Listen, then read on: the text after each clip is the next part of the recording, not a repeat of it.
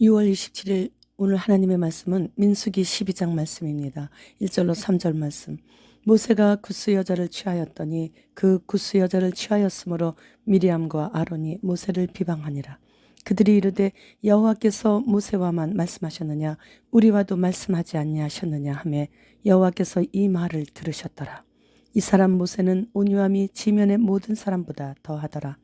본장은 형제 자매인 아론과 미리암이 모세가 구스 여인을 아내로 맞이했다는 것 때문에 모세를 원망한 사건이에요. 그러자 하나님께서는 즉시로 미리암에게 나병을 주어 하나님의 종 모세의 권위를 지켜주신 내용입니다. 모세가 아내 시보라가 갑자기 죽자 구스 여인과 재혼을 했어요. 그때 이방 여인과의 결혼을 못마땅해 했던 미리암이 모세를 비방했는데 아론이 동조를 했죠. 그런데 이 남매가 실상은 평소에 모세 혼자만 여호와와 대면하는 것에 대한 불만이 있었기에 이방 여인과 결혼한 것에 대해 비방을 하게 된 것이에요. 이러한 사실을 하나님께서는 다 보시고 세 사람을 회막으로 부르신 후에 미리암과 아론을 따로 불러 나는 내 종 모세와는 대면하여 만났고 나의 형상까지 보게 하였고 그와는 비밀이 없거늘 어찌하여 모세 비방하는 것을 두려워하지 않느냐며 진노하시고 떠나셨는데 그때 바로 미리암에게 나병이 들어 살이 썩어 들어가고 있는 것이었어요. 모세의 간구에도 미리암을 7일간 성 밖에 가두게 하고 7일이 지난 후에 성 안으로 다시 들어오게 하기까지 모든 이스라엘 백성들은 행진을 멈추고 기다렸습니다. 모세가 후처로 맞이한 구스 여인은 출애굽 백성들 중에 섞여 살고 있던 다른 인종들 중에 에티오피아 여인이었습니다. 하나님은 가나안 칠족속과 결혼을 엄히 금하셨지 다른 이방인들과의 결혼을 금하신 것이 아니에요. 요셉은 애굽 제사장 딸과 결혼했죠. 그리고 그 아들들이 12족장에 들어있어요. 보아스는 모압 여인 룻과 결혼했고 보아스의 아버지 살몬은 여리고성의 기생 라합과 결혼해서 보아스를 낳았는데 결국은 다윗의 할아버지로서 장차 메시아에 오시는 계보에 등재된 것이에요. 이렇듯 하나님께서는 이방인들과 결혼한 자들을 축복해 주셨기에 국제 결혼을 허락해 주신 것이죠. 미리암은 아론과 모세의 누나로서 모세와는 13살 차이가 나는 94세의 여선지자였습니다.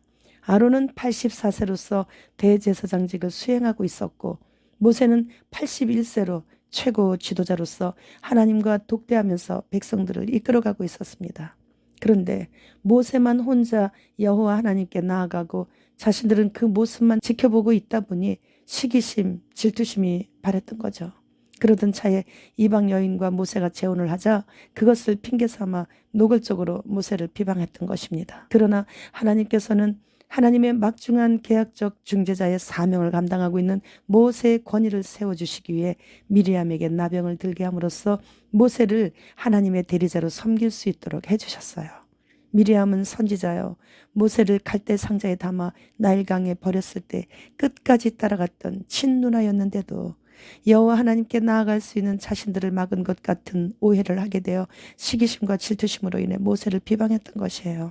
미리암이 나병에 걸리게 된 것은 하나님께서 세우신 최고의 지도자인 모세의 권위에 도전하는 행위였기에 하나님 자신이 세운 지도자의 권위를 철저히 보호해 주시는 것이에요. 백성들은 먹는 식욕 때문에 모세를 대적하고 원망했고 형제들은 명예욕 때문에 모세의 권위에 도전했습니다. 이렇듯 모세의 삶은 참으로 형통치 않았습니다.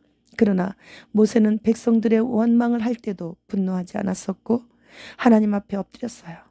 형제들이 비방할 때도 온유하고 겸손한 마음으로 분노하지 않고 오히려 기도해주면서 잘 극복했죠. 사촌이 땅을 사면 부스럭이라도 떨어지기에 좋아해야 하는데 배가 아프다는 것이에요.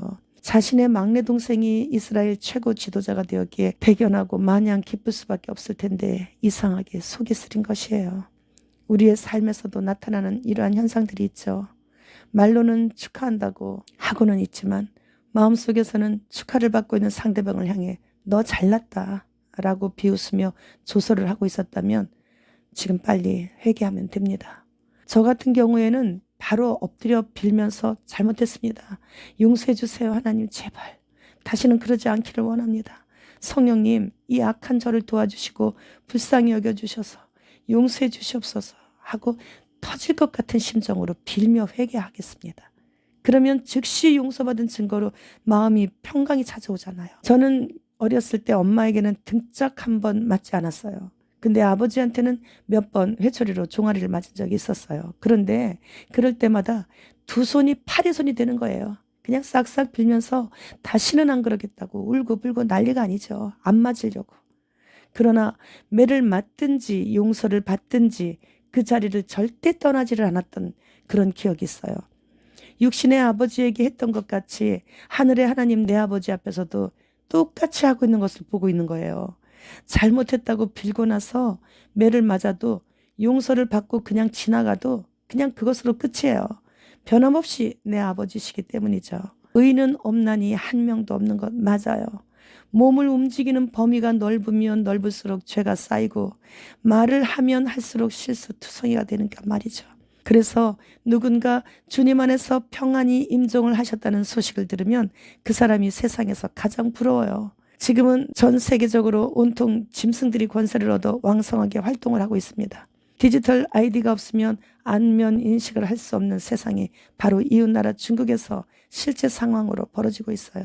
그들은 여인으로 하여금 자연 임신도 금지시키겠다고 하면서 일본의 여성 로봇인 애니카가 임신과 출산을 대신할 수 있게 되었다고 합니다. 안산의 감리교 감독이며 CBS 이사장인 젊은 인기 목사의 교회는 주님 AI 프로그램을 개설하여 큐티 등 온갖 신앙 상담 등의 서비스를 시작한다고 합니다.